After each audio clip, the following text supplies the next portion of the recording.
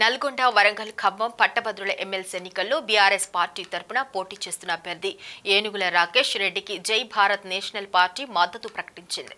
ఈ మేరకు పార్టీ అధ్యక్షుడు వివి లక్ష్మీనారాయణ మాట్లాడుతూ రాజకీయాల్లో నీతి నిజాయితీ ఉన్న వ్యక్తులు రావాలని తాను ఎప్పుడూ కోరుకుంటానని అన్నారు. అటువంటి రాకేష్ రెడ్డిని గెలిపించాలని విజ్ఞప్తి చేశారు. నమస్కారం.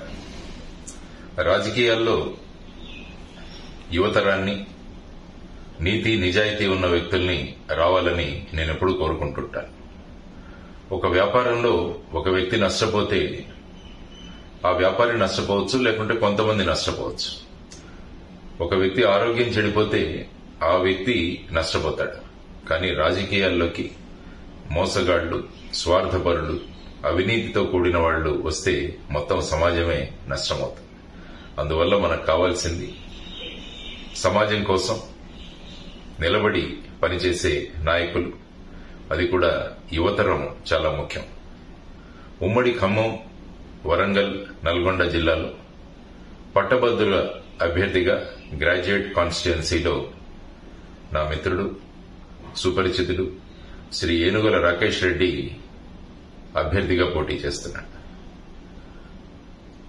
సామాన్య రైతు కుటుంబంలో పుట్టి ఆ తర్వాత బిట్స్ పిలాని లాంటి సంస్థకు వెళ్లి గోల్డ్ మెడల్ సంపాదించి అమెరికా లాంటి దేశాల్లో వెళ్లాల్సిన అవకాశం ఉన్నా కూడా వాటిని వదులుకొని సమాజం కోసం రాజకీయాల్లోకి వచ్చాడు రాకేష్ రెడ్డి. వరదల సమయంలో కానీ మిగతా అనేక సందర్భాలలో యువతరానికి ఉద్యోగాలు కల్పించడంలో ముందడుగు వేస్తూ సమాజానికి ఎంతో పాటుపడ్డాడు